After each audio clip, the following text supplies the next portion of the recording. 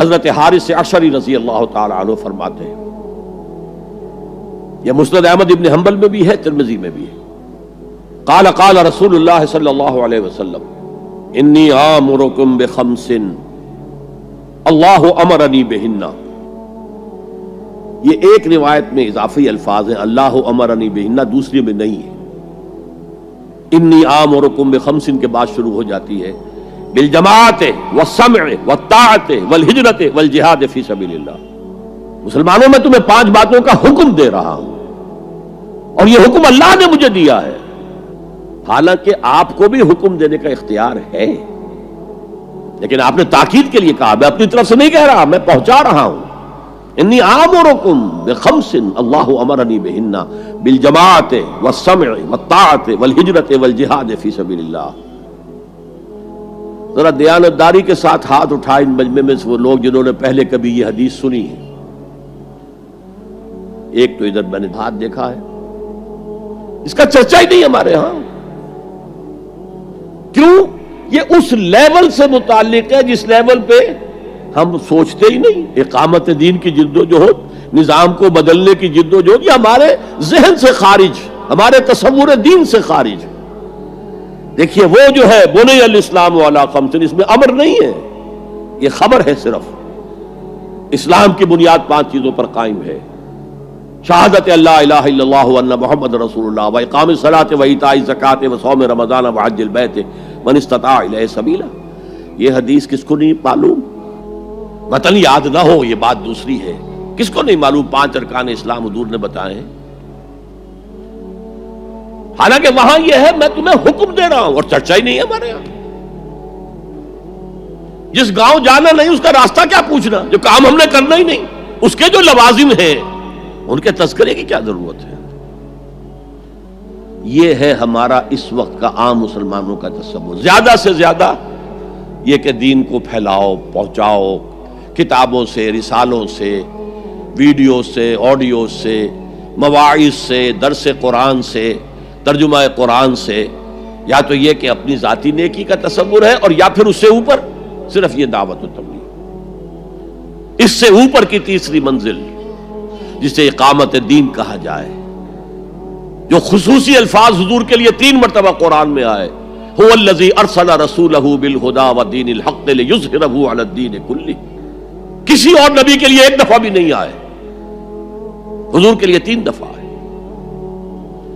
سورہ توبہ، سورہ فتح، سورہ صف۔ یہ چونکہ چیز ہمارے ذہنوں سے نکل گئی ہے، لہذا اس کے جو متعلقات ہیں اس کی طرف بھی توجہ نہیں ہے۔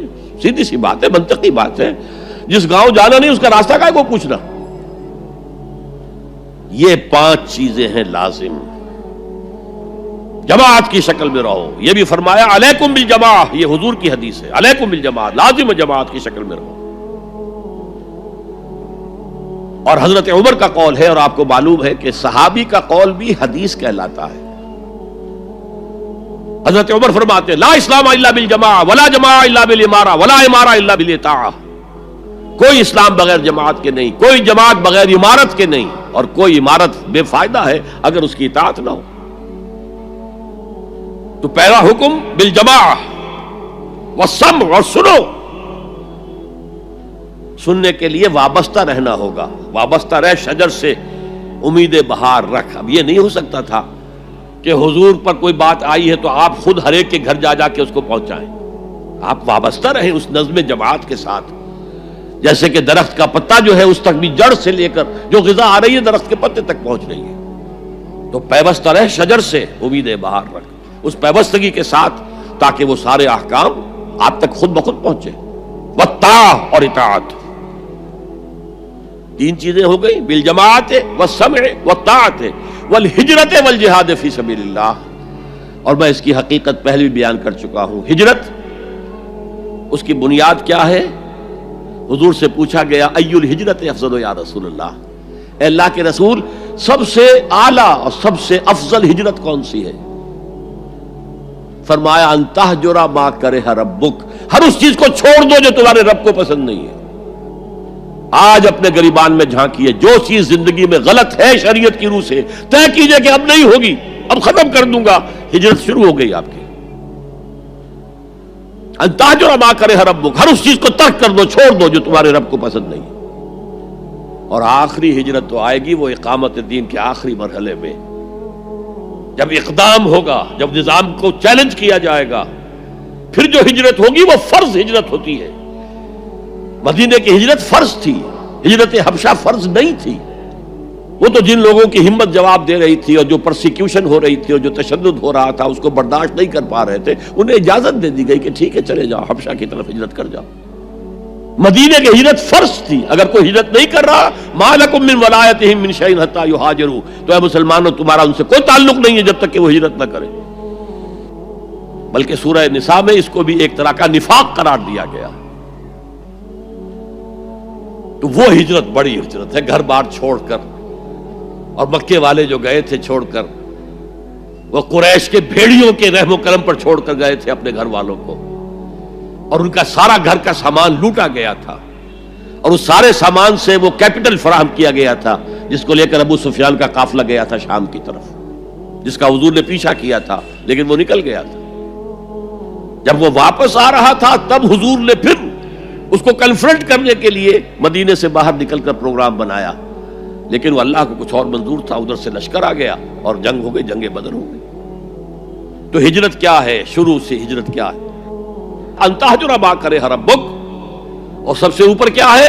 گھر بار، اپنے آباء و اجداد کی وطن، جہاں آپ کے آباء و اجداد دفن ہے، چھوڑو، جاؤ، اور جاؤ وہاں جہاں پوری طاقت مرکوز ہو جائے تاکہ آپ نظام باطل کو چیلنج کرنے کے لیے ساری طاقت ایک جگہ جمع کر سکیں۔ اور جہاد پوچھا گیا ای الجہاد افضل یا رسول اللہ، سب سے افضل جہاد کون سا ہے اللہ کے رسول؟ فرمایا ان تجاہد نفسک فی طاعت اللہ، کہ اپنے نفس کے خلاف جہاد کرو، اسے اللہ کا مطیع بناؤ۔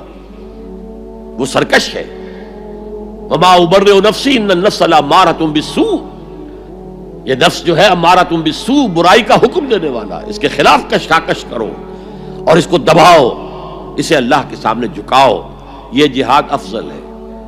اور بلند ترین جہاد قتال فی سبیل اللہ، ان اللہ یحب الذین یقاتلون فی سبیلہ صفا کانہم بنیان مرصوص۔ یہ ہے وہ حدیث جو ہمارے تصورات سے خارج ہو گئی۔